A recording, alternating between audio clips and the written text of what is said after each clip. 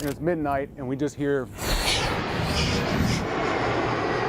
We were kind of distraught. Like, what did we do? Schnitzelburg seems like a quiet neighborhood. Not really. We didn't think about it. Until you look up and see your 100-ton neighbors in the sky. That took off probably right over us.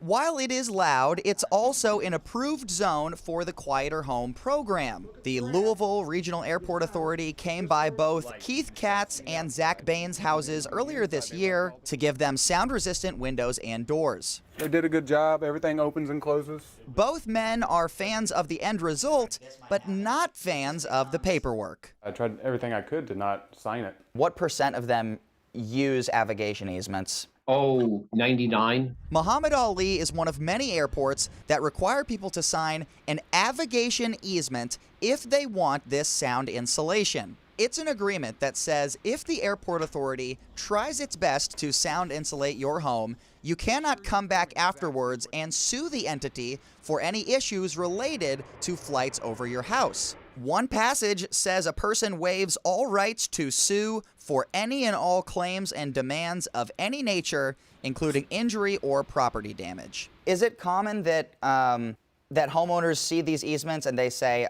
you know, no thanks, I'm all right, I don't want to sign this? That does happen. It's unusual. But by and large, homeowners recognize that trade-off, and the value of the sound insulation that's provided is often substantial. And so doing their own personal risk analysis, they say it's worth the risk. Airport lawyer Peter Kirsch says the language SDF is using is standard. And for anything like a crash in the sky or an airplane part falling onto a home, a person would probably sue the airline and never the airport. There's nothing unlawful about what the airport is doing. The airport, I think, is just overreaching. Sean Paris is a real estate lawyer in Oldham County who does not deal with airport law, but did talk to us about property rights. He says regardless of an easement, it's hard to imagine a lawsuit against the airport that could be successful. But the broad language in this contract gives the airport a lot of leeway to increase activity. The nuisance that the airport operations may present to those homeowners is only going to increase. So we don't have to look to catastrophic events to try to put this agreement into context.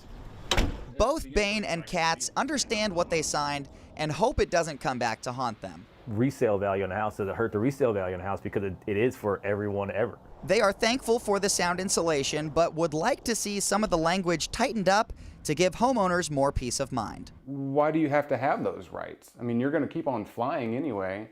What are you protecting yourself against? The FAA declined our request for an interview, and the Louisville Regional Airport Authority declined our request for a second interview specifically about easements. The airport did, however, send us a statement saying, quote, "The Quieter Home program is multifaceted, and an avigation easement for those homeowners voluntarily choosing to participate is part of that process in exchange for complimentary sound insulation.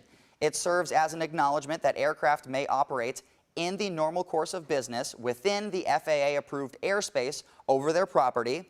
The airport authority continues to see success with the Quieter Home program and the positive impacts it has on eligible homeowners within our community." In the studio, Travis Breeze, WHAS 11 on your side.